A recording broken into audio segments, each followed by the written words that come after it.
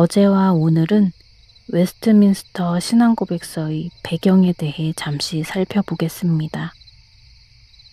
웨스트민스터 총회에 소집된 사람은 총 151명으로서 목사가 121명, 상원의원이 10명, 하원의원이 20명이었습니다.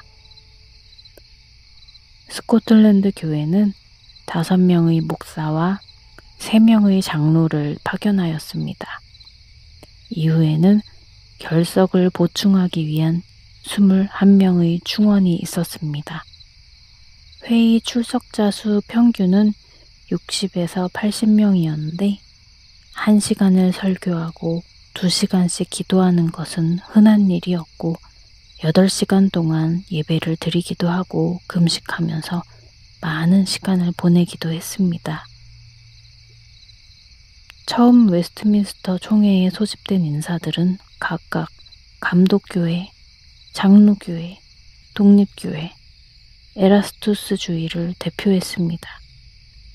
그러나 1643년에 엄숙 동맹이 맺어진 후에는 감독교회 인사들이 물러가고 장로교파 인사들이 주로 그 자리를 대신 채웠습니다. 이 웨스트민스터 총회를 통해 예배모범, 장로의 교회 정치규범, 신앙고백, 소유리문답, 대유리문답이 만들어졌습니다.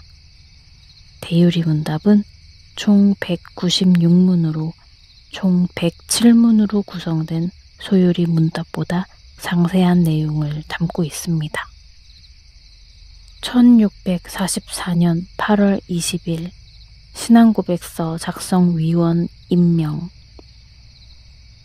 1646년 12월 4일 성경적 증거를 포함하지 않은 신앙고백서 하원에 제출 1647년 4월 29일 성경적 증거를 포함한 신앙고백서 하원에 제출 1647년 5월 11일 주요 위원회에서 검토 후 인쇄소 발송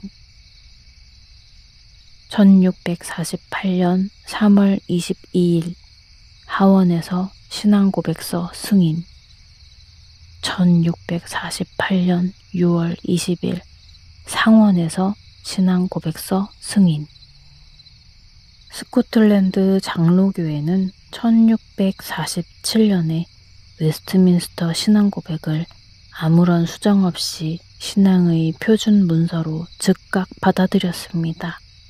하지만 잉글랜드에서는 상황이 좀 달랐습니다. 교회가 국가에 종속되어야 한다고 주장하는 에라스투스주의자들 때문에 의회는 승인을 미룰 수밖에 없었고 1648년에 가서야 관원에 대한 일부 항목을 수정한 채 부분적으로만 신앙 고백을 받아들였습니다. 잉글랜드에서 웨스트민스터 신앙 고백이 완전히 자리를 잡기까지는 시간이 더 걸렸습니다.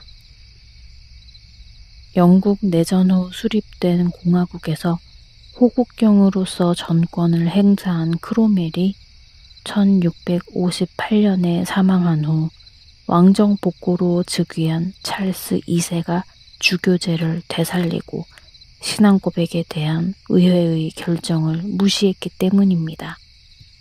더욱이 찰스 2세의 후임자인 제임스 2세는 로마 가톨릭 신자로서 절대 왕정을 추구하기까지 했습니다.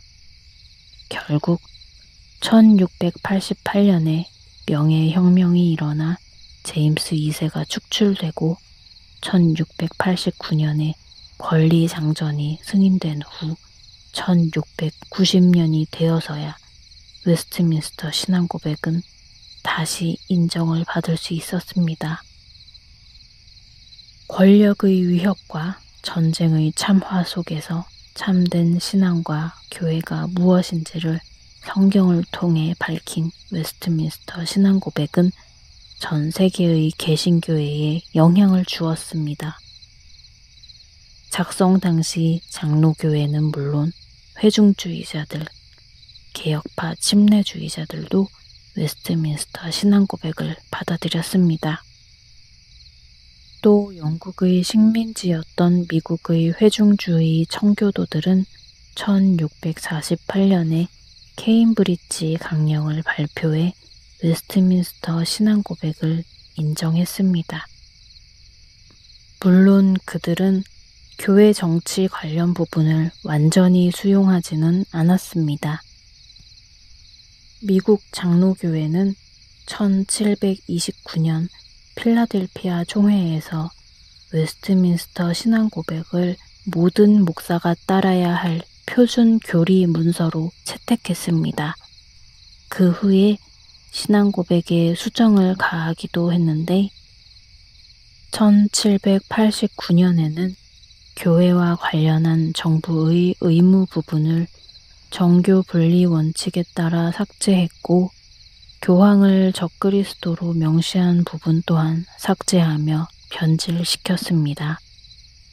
1903년판에서는 이단 알미니안주의 및 신비주의를 포함한 34장, 35장을 추가하며 변질된 신앙고백서로 만들어놨습니다.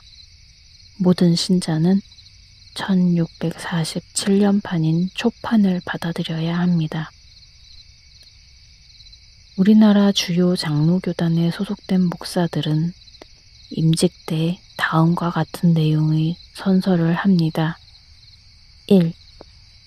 본인은 신구약 성경을 하나님의 말씀이요 신앙과 행위에 대하여 정확무오한 유일의 법칙으로 믿습니다. 2. 본인은 웨스트민스터 신앙고백 및 대소유리 문답을 신구약 성경의 교훈한 교리들을 총괄한 것으로 알고 성실한 마음으로 믿고 따르겠습니다. 3.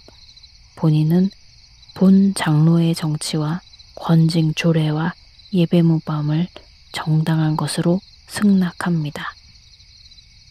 예배 시간에 사도신경으로 신앙을 고백하는 교회들은 최소한 사도신경의 내용에서만큼은 신앙의 일치를 이룹니다.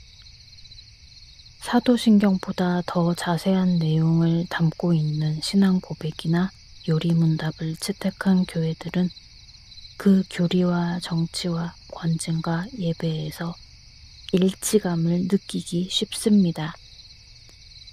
그 밖에도 신앙 고백은 이단들의 발흥에 맞서 그들이 어떤 점에서 틀렸는지를 명확하게 분별하게 해주고 인본적인 감흥을 추구하는 다양한 시도들이 예배를 오염시키는 것을 막아줍니다. 나아가 복잡한 사회의 여러 이슈에 대한 성경적 견해가 무엇인지를 밝혀주고 범죄한 성도들을 올바로 이끄는 데 필요한 적절한 권면과 권징이 무엇인지를 구체적으로 알려줍니다. 이처럼 신앙의 선조들이 험난한 역사 속에서 치열하게 성경을 붙잡고 연구해 작성한 신앙 고백은 성경과 교회와 성도들을 지키고 세우는 귀한 역할을 해왔습니다.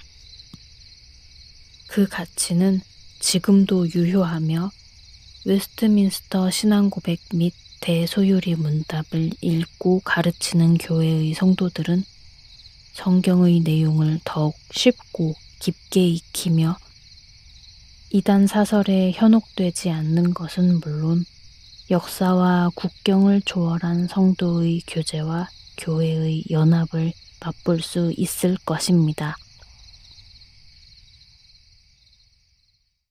내가 주를 바라오니 성실과 정직 나를 보호하소서.